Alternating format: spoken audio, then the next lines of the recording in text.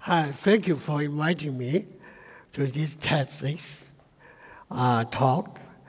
I'm not sure, I might or may not talk like a TEDx speaker, but to be honest, I don't care. I just follow one very basic principle about giving public talk. You just speak with my heart, and I think that's essential. I came back to Hong Kong after studying for 10 years in North America. And when I first came back, one cultural phenomenon really disturbed me. And that is, all the people I talked to would describe Hong Kong as a cultural desert. For anyone just with a little bit knowledge of anthropology, you know, when there is people, there is culture. And you don't even need to know anthropology.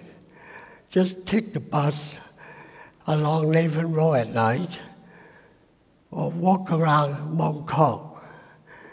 You know, you'll be amazed how colorful, how rich, how distinctive Hong Kong culture is. The other thing that really annoyed me was that I realized that most of the young artists in Hong Kong were making out for the New York critic instead of using a language understood by the local. All of these phenomena reflect the inferiority complex of self-denial.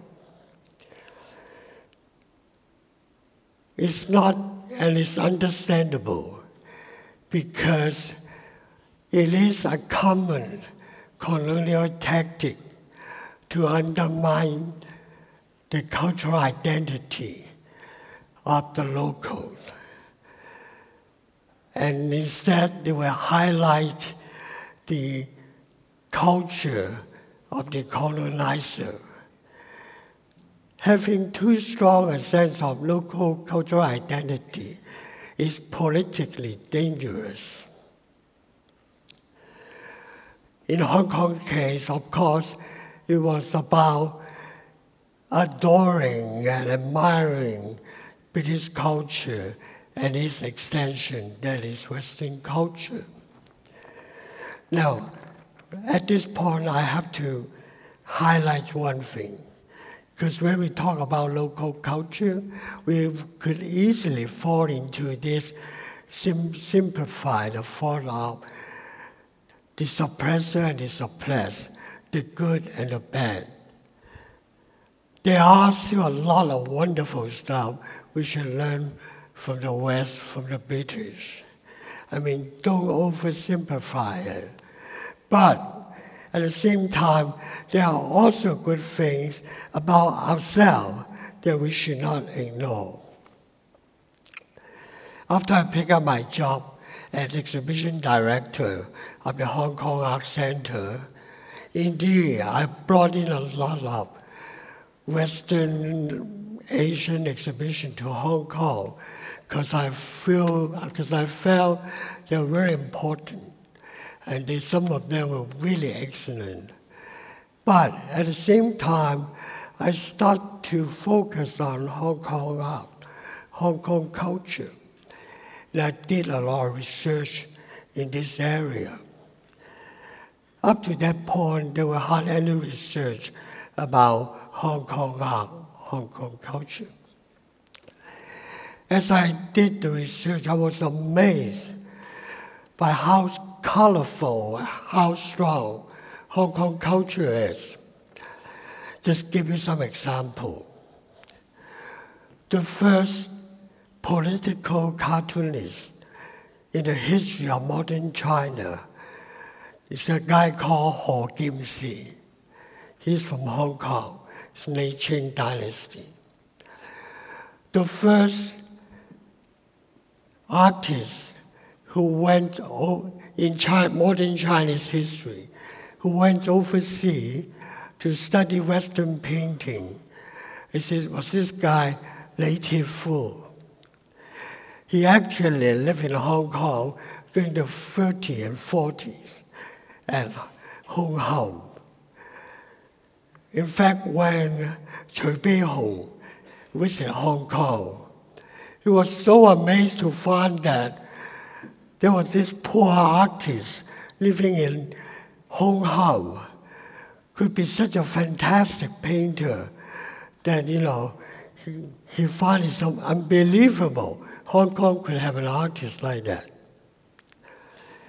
In the history of modern Chinese design, the only two persons have studied at the famous German school, the Bauhaus.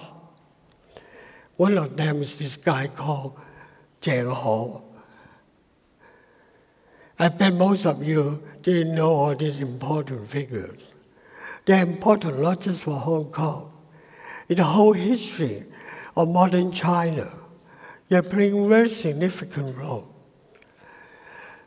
If we expand our definition of art and culture and include popular culture, the sky is the limit. It's truly amazing.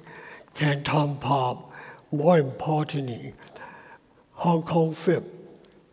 We have Bruce Lee, we have Wong Kar-wai, we have Stephen Chow, we have John Woo. They charm the whole world with their creation. How can we say we have no culture? How can we call Hong Kong a cultural desert? When I was invited in 2006 to help to plan the museum for West Kowloon Cultural District, we worked really hard and conceived the idea of M+. Most of you do not know what's so distinctive about M+. When M+ was planned, it was a space devoted to Hong Kong culture. And we highlight the point, we highlight the statement that it should be a museum of Hong Kong focus, with an emphasis on popular culture and visual culture of Hong Kong. Unfortunately,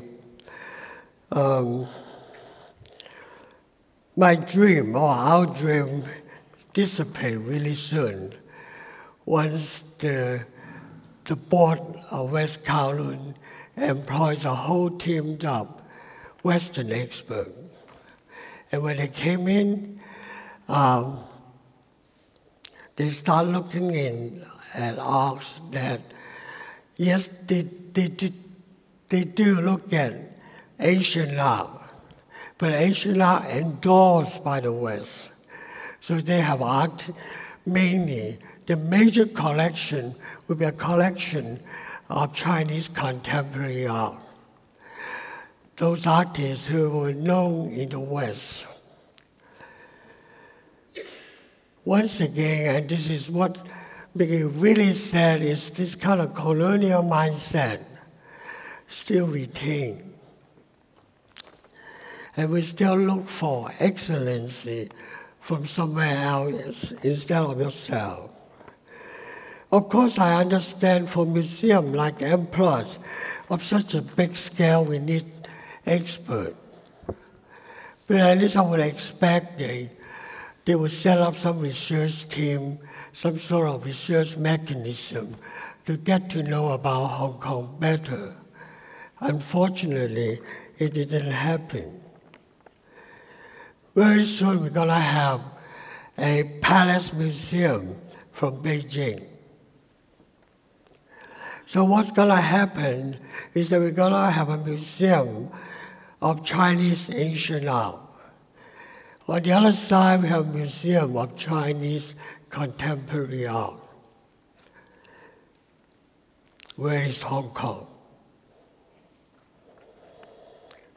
At everyday level, the disappearing of local culture is even more alarming, partly because of urban development, partly because of our indifference. The fishball, the siomai are quickly disappearing. Soon we can only see the chain fast food store or food truck at its very best. Even at your school, I remember years ago, as a primary section, I can buy some fishball and siomai, and they have nice chili sauce and we put on top of it. I always enjoy those siomai fishball when my wife is gossiping with the other parents. Somehow the shop disappeared and is replaced by a typical fast food place. We need to reclaim, respect, and revitalize our disappearing culture, and you don't need to be an expert or scholar to do that. What you need to do is to start to look seriously, learn to appreciate the uniqueness of Hong Kong culture that you find at home, at school, and on the street.